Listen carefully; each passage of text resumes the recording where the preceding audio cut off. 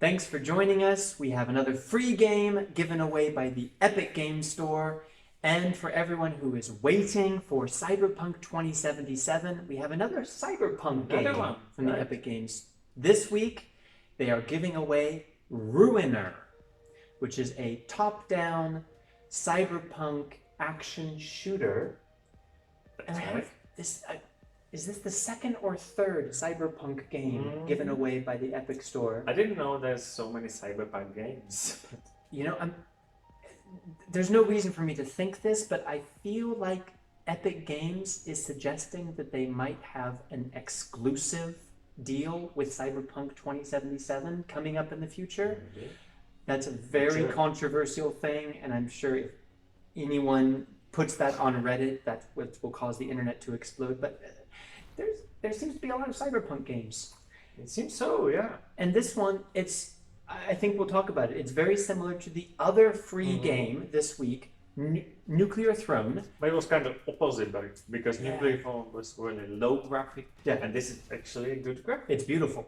Yeah. It's animated, but it's very atmospheric. It kind of reminds me, I don't know if you played the Doom 3.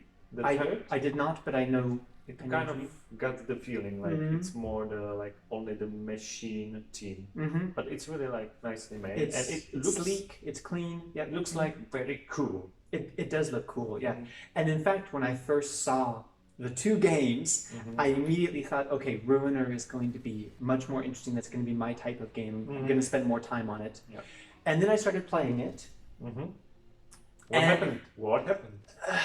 What is going wrong? Not a lot happened. Just hold that thought.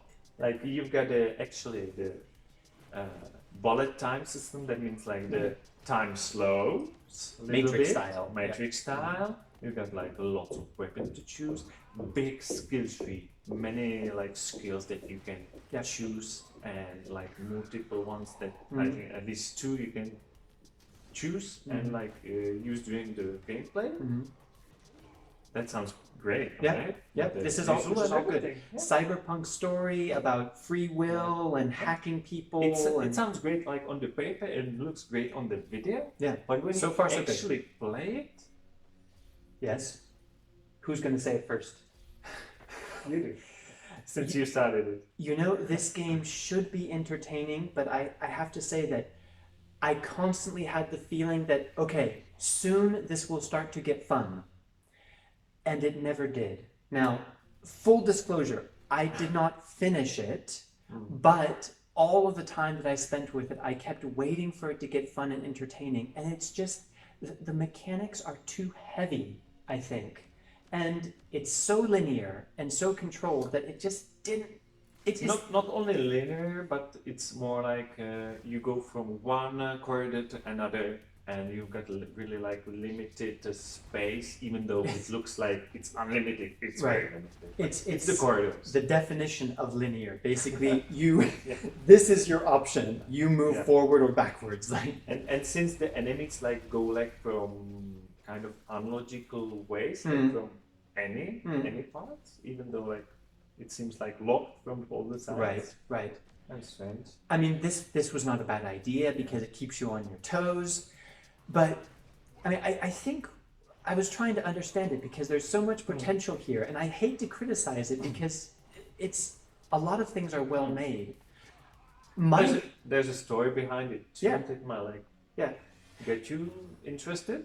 Yeah, why not? Because most of the games, you get the hold of the character that has no memory or is reprogrammed, so he doesn't know who he is. There are some interesting kind of cyberpunky questions there. Lots of cool enemies. Yeah. But for me as well as for K-Labs, for me it did get interesting sometimes, but only not quite enough.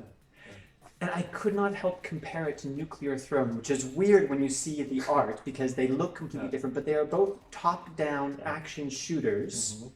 You've got the same many weapons. Yeah, lots of weapons. Limited ammo. Lots of skills. You need some strategy for the weapons that you choose, and you need fast reflexes for the combat. You've got actually the melee combat as well. Right. You can have artillery or a lot melee of in combat. common. But this one A lot is in like common. story based. There's Yeah. each time it's the There's a same. story. Yeah. And There's those are the bosses that are usually very hard. Right.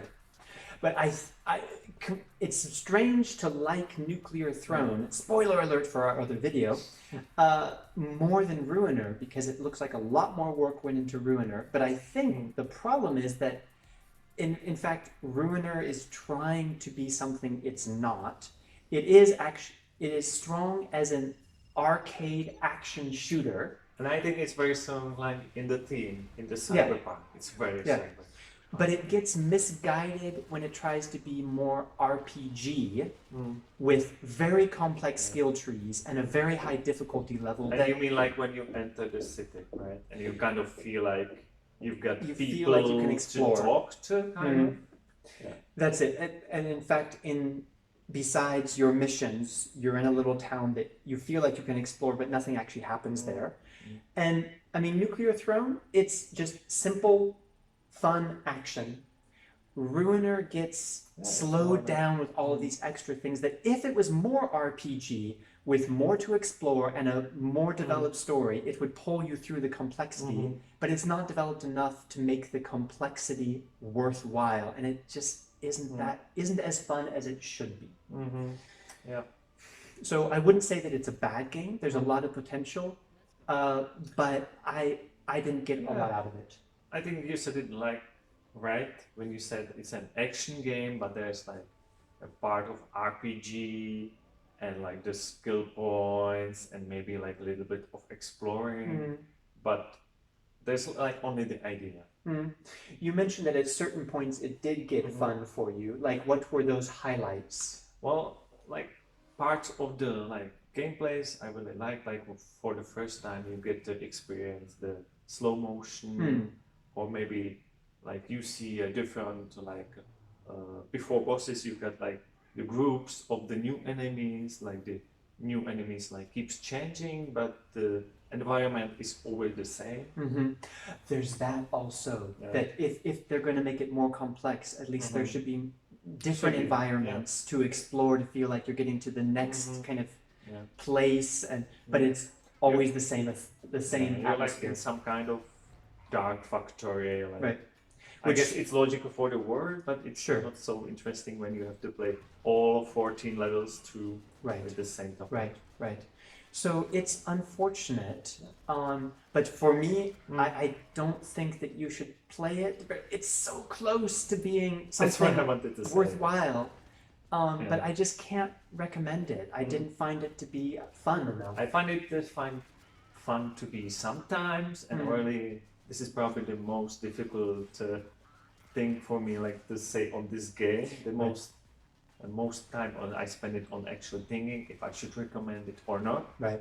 And as you said, like it's really close. It's really close. But I'm still gonna say no for this one. For a certain type of player, what could maybe push it over the line? Definitely, if you like any cyberpunk game, if you love the cyberpunk theme, this is the perfect for you. And maybe if you like the action games that are really difficult and with the like skill tree you like to explore, because for me it gets like kind of frustrating because there was like so many things I could choose and that I didn't know which one to, and I think I would have to like put more time into playing it to actually enjoy it. But because it looks like an action game, I felt like I should get right into the action. That's it. It's promising something that it doesn't deliver. And I think if it promised something different, it might be more satisfying. I think maybe like if the player tries really hard, you might actually like it.